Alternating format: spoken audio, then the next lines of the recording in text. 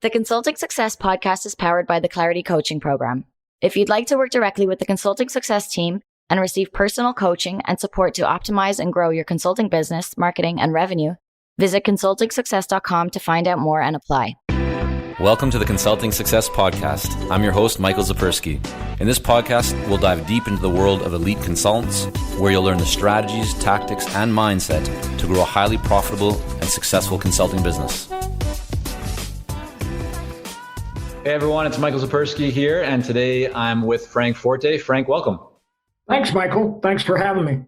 So Frank, for over 30 years, you've led projects for clients like the US Navy, US Air Force, NASA, Verizon, a whole bunch more. You're an expert in project management, you do speaking, coaching, consulting, and you're now the president of Forte Leadership Technology, where you mentor companies on project management to help them accelerate their success. And I want to start off at the beginning, or at least earlier on, because there's obviously even before this, but you actually served on nuclear-powered submarines. What was that like? It was exhilarating and horrifying all at the same time. It was the first place that I discovered what a high-performing team was supposed to be like and act like. I really wasn't into sports when I was growing up, so this was my first opportunity to see a high-performing team, 120 men, all having to figure out how to get things done, regardless of the circumstances, environment, and, oh, by the way, your life often depended on it. When you think about that, or kind of go back to those days, what would you say is maybe something that you learned, whether it's a principle or mindset, that has actually served you best in terms of building your business? What stands out for you? The one thing that I learned, and actually had to go through some growth opportunities in the military, is integrity. And you never, kind of sugarcoat it. You never, skirt around the edges, because that could get people killed on a submarine. So, transparency and integrity, I think, are the things that I got drilled into me. So if you didn't do what you were supposed to do, you better fess up quick. Bad news does not get better with age. Right. How has that played into your business? If you could offer a specific example or just how you've applied that to your benefit. Yeah, I've always built that rapport and that relationship. And as an independent consultant, I've got a firm of one. Well, technically my wife does the bookkeeping and all that, but I'm the guy. And I've always said that the only thing I have is my integrity. I don't have big branding. I don't have a big name. All I have is my last engagement to get me, or my last 6-7 engagements to get me my next engagement. Interesting thing about that is I've never gotten a consulting gig with a resume. It's always been through relationships. I've been doing this for a long time. It still blows my mind, is that people will reach out to me and say, Frank, I need your help.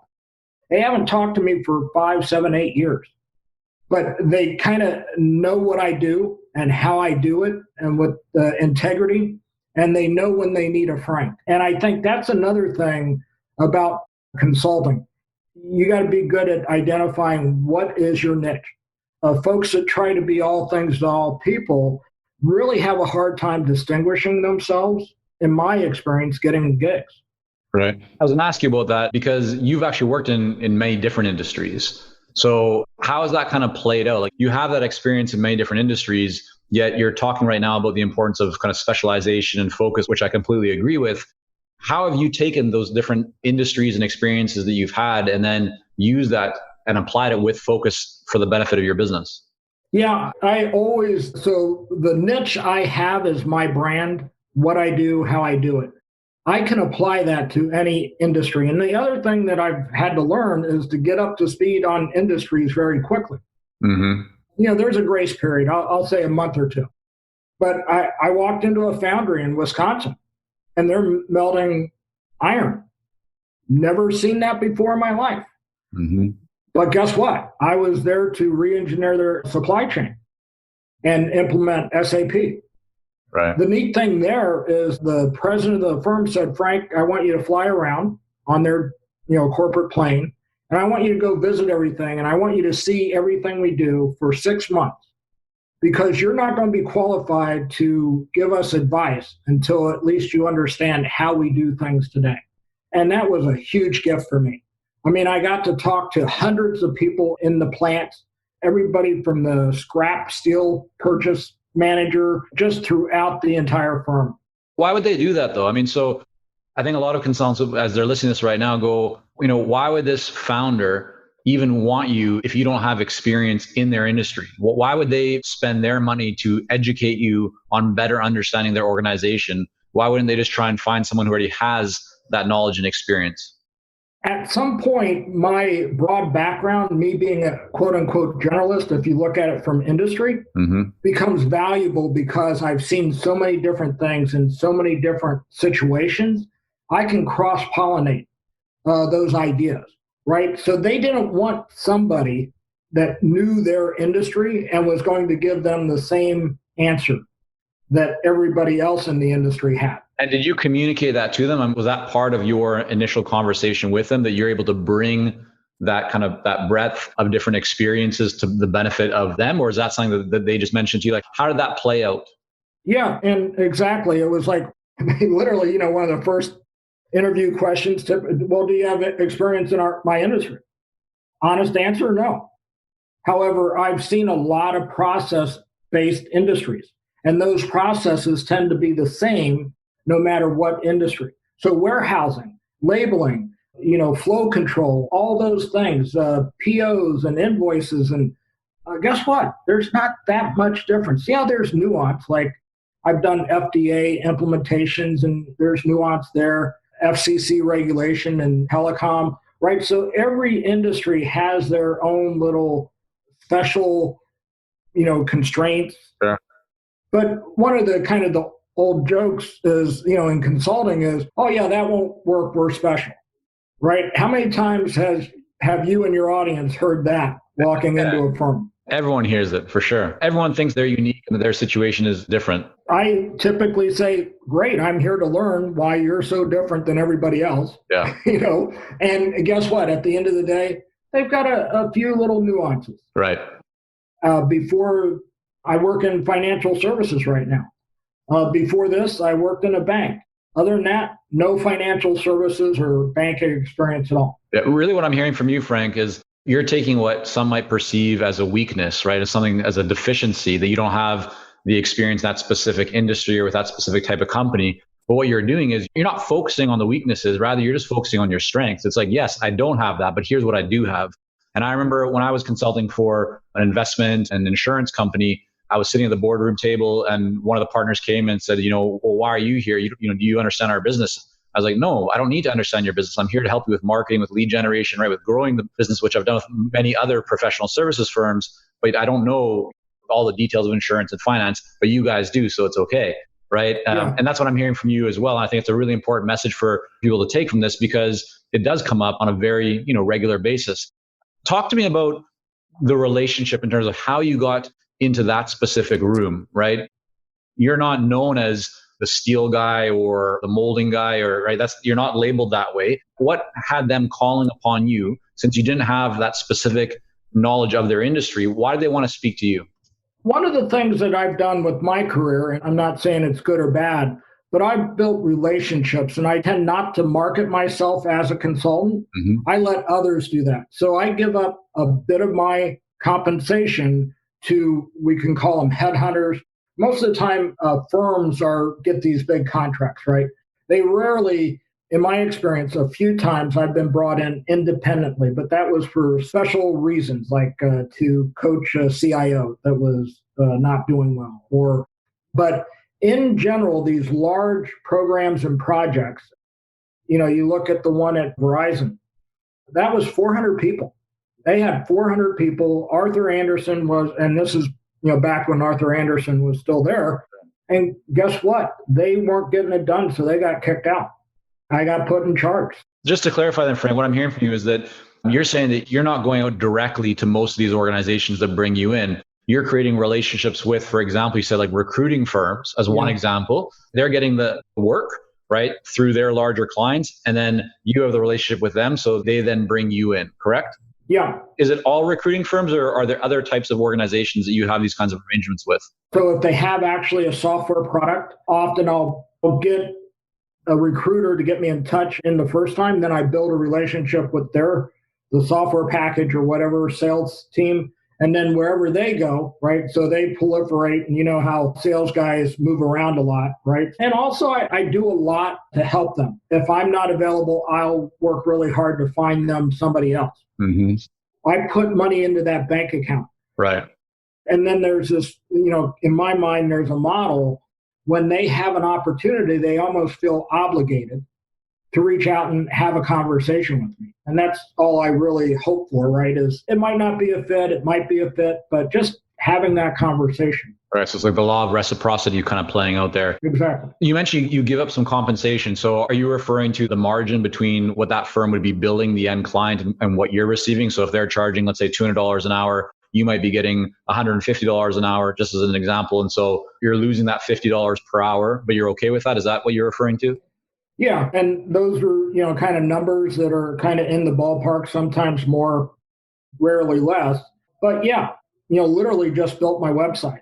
Right. About a month ago, because I'm kind of moving into executive coaching. And there's really not a good the financial model when you go through firms is not very good. There are some nationwide or international executive coaching firms, but the revenue potential to do direct marketing as an executive coach makes a lot more sense. So I was never opposed to it.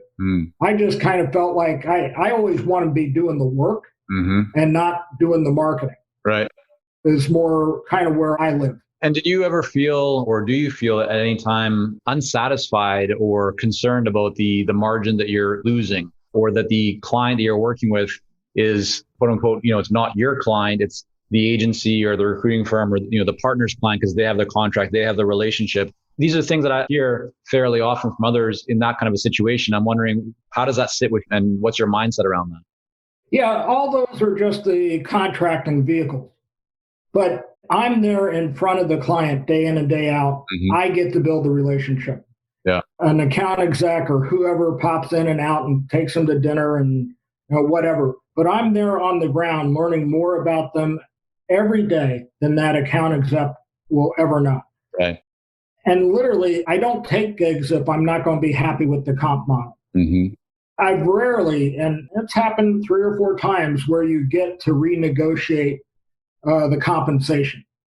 But rarely does that get to happen. Right. You need to be happy on the front end so you can put your best foot forward and do what you say you're going to do, and do it in a quality manner.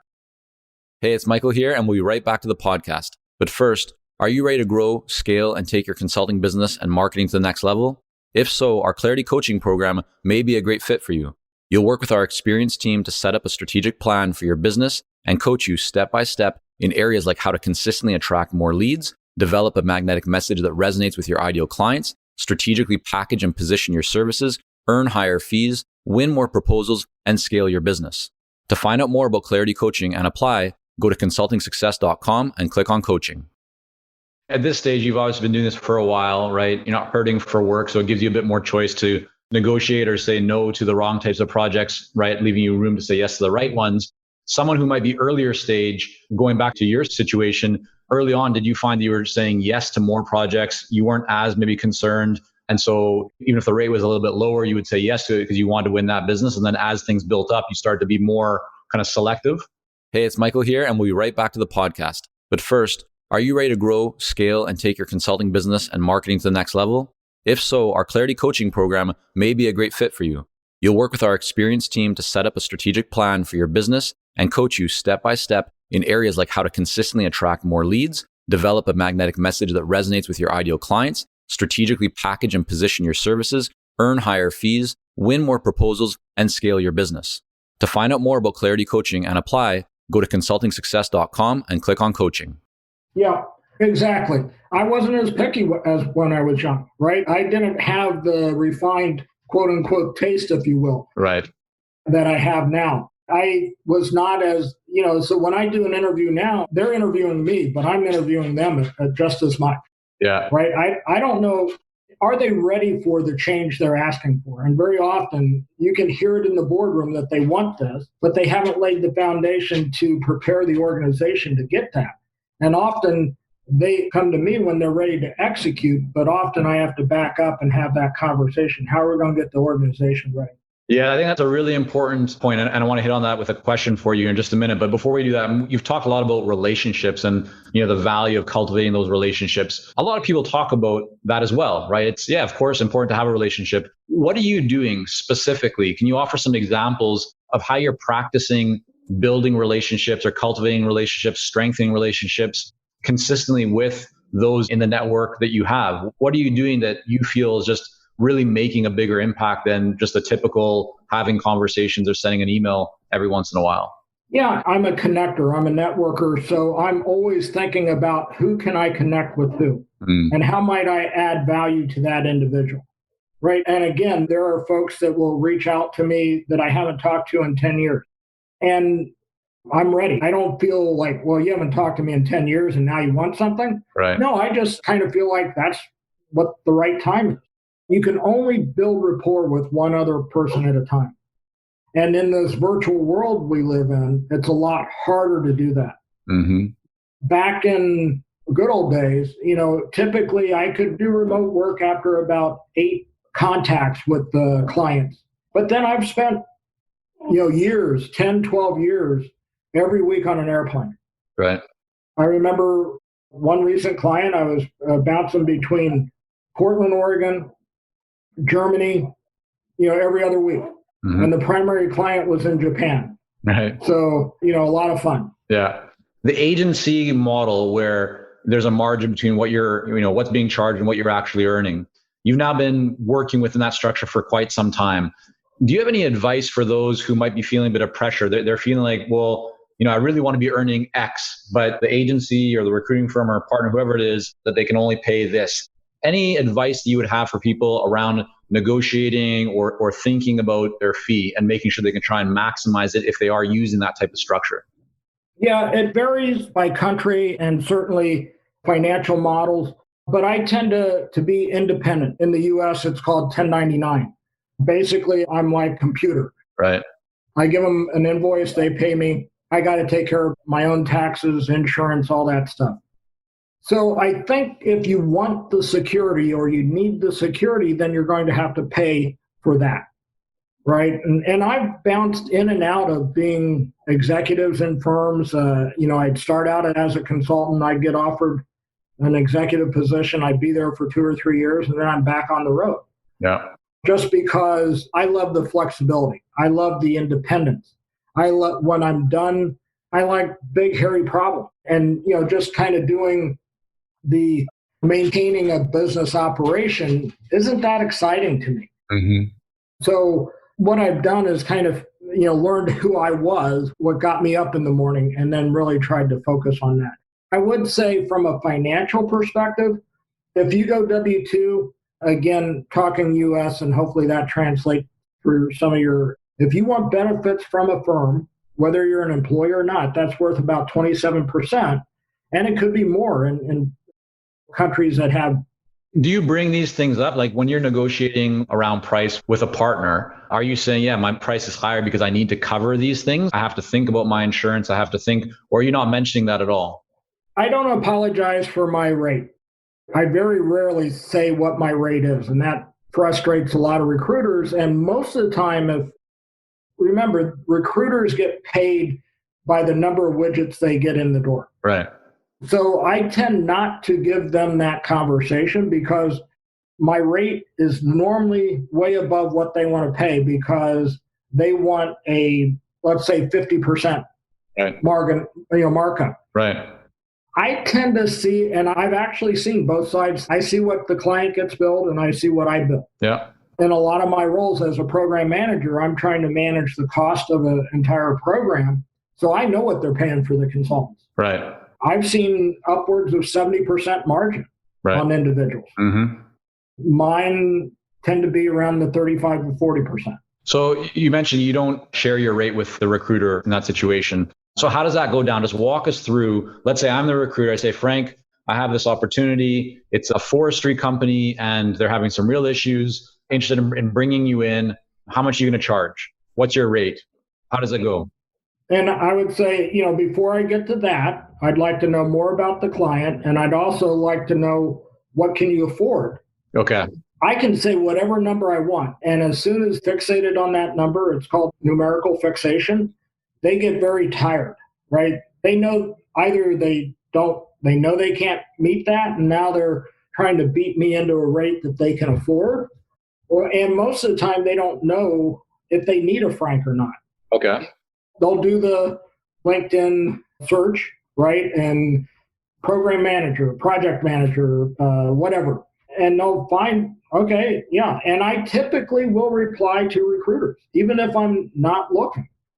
Because again, it's that networking thing. I find so many consultants that do not keep their pipeline warm. Transactional and not some relationship focused. So I just want to hit back and dive a little bit deeper in this. So if I'm the recruiter, I would say, okay, well, what's your fee? You said before we get to that, I want to learn more about the client and then also learn more about, what the budget is for this project. So I say, well, yeah, the budget is, it's $100,000. We have somewhere around that available. How would you then arrive at what your fee is for that project in a way that, you're able to maximize your fee? And what if you say 100,000, okay, for what they're thinking, yeah, my fee, I could do it for 100,000, but then there's no room for that, essentially just removes their margin. Is that, how would you play with that? Right. Then I get creative about how am I going to get the work done? Mm-hmm. Maybe they're thinking, maybe I do some load sharing, right? So I say, okay, well, what they're asking, I've done this 7 times before. It seems to take about 200,000. So can we talk to the client, get some of their support at my guidance? Right.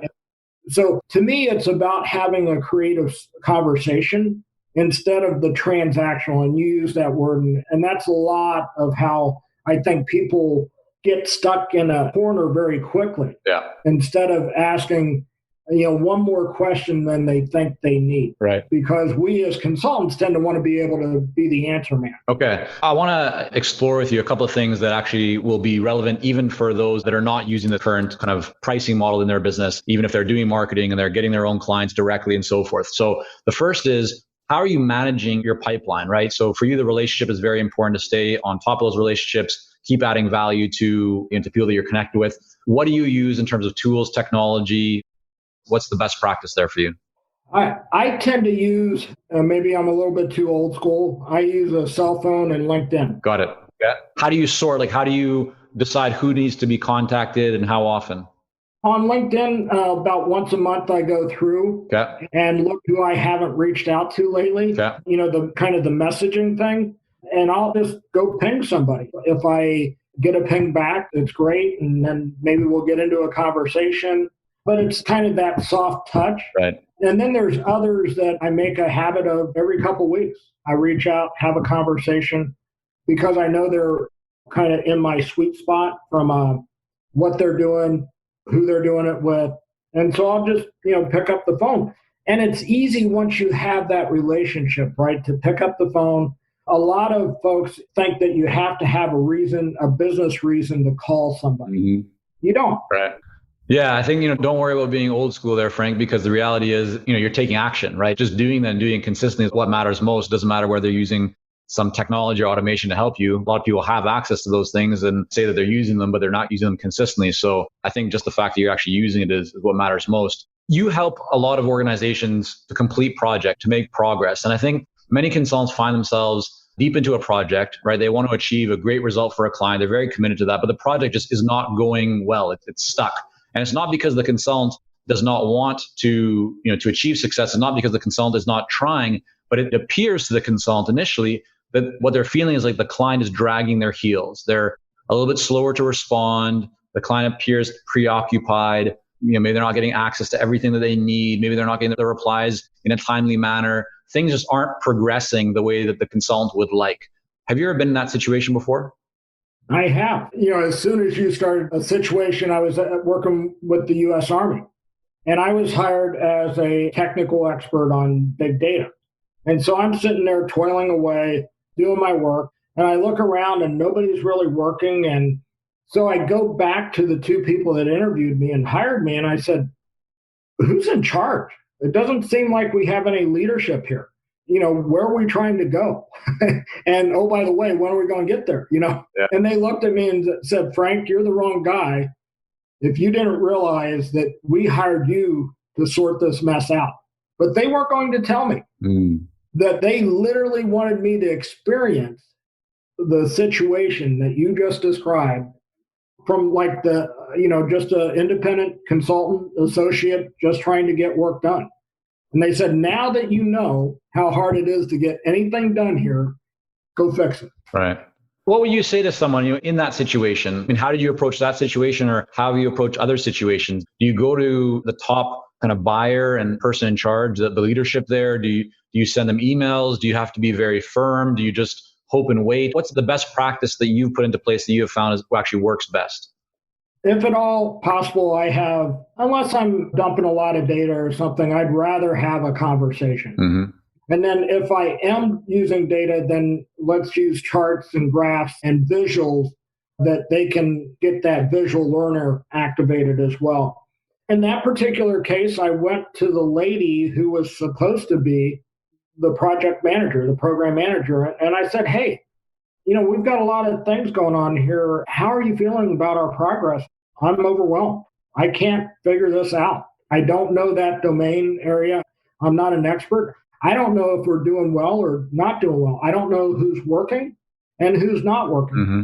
And I said, well, do you mind if I give you some help? Oh, yeah, sure. Great. Thank you. Right. So she was in pain. Mm-hmm. I asked if I could help. Mm-hmm. And literally in that particular case, we had 55 consultants working on this piece of the overall program, again, large program, and ended up that we kept 5 of those consultants. And then we rehired 50 consultants because, she didn't know what good looked like in this space. So she just kept accepting people in, and they didn't have any expertise or skill. But I was able to recognize the 3 or 4 people that really knew what they were doing. And they were really pounding it, mm-hmm. right? So, but everybody else was kind of hiding. Right. And so kept those 5 and made them each team leads. And I said, okay, let's go hire. To me, the most important thing you mentioned there is you engaged, first of all. You didn't just wait and hope, but you engaged and you went right to the source, or the person that could hopefully give you valuable or kind of guiding answer. But you asked a question. You said, how do you feel things are going?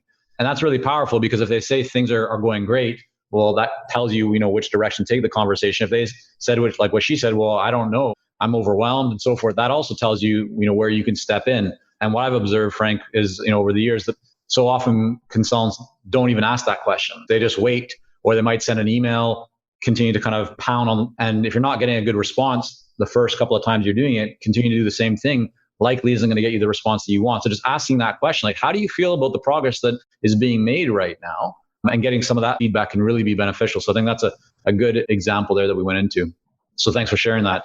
Frank, before we wrap up here, I want to make sure that the people can learn more about you and your work. You have a new book that's come out here. So maybe just talk for a moment about what that book is all about and where people can learn more about it and about the work that you're doing. Yeah, absolutely. So the name of the book is Agile Mindset Demystified. And Agile is kind of a big thing in the industries that I happen to be in. And, they say now that every industry, every company is a technology company. And if you are, then software is most likely part of that. And most firms are experimenting with Agile and trying to make huge shifts in the way they do work. Unfortunately, there's a mindset that goes along with being Agile. The mechanics are easy. You can get any consultant in to help you with the mechanics. It doesn't take long. But the mindset is significantly different than what we would see as traditional project management. Mm-hmm. The book is all about that, how to make that shift in thinking from the plan-driven approach to the Agile approach of getting stuff done. Right. Where should people go to learn more about the book? What, on your website or? Yeah, ForteLeaderTech.com is my website, ForteLeaderTech.com. There's a lot of different resources there. Podcasts get posted there so people can kind of learn about me through these experiences that I get to have, you can pre-order the book. It should be out the end of this month, so you can pre-order the book. We'll make sure to link all that up there, and that way people can go to your website directly, learn more about you, your work, and your book. Frank, thanks again so much for coming on and sharing a bit of your story here with us today. Hey, Michael. Great. Thank you. Anytime. Thank you for joining us on this episode of the Consulting Success Podcast. For more episodes and to subscribe, rate, and leave a review, head on over to iTunes. And if you'd like to develop consistent lead flow and a highly profitable consulting business, learn more about our coaching programs at consultingsuccess.com.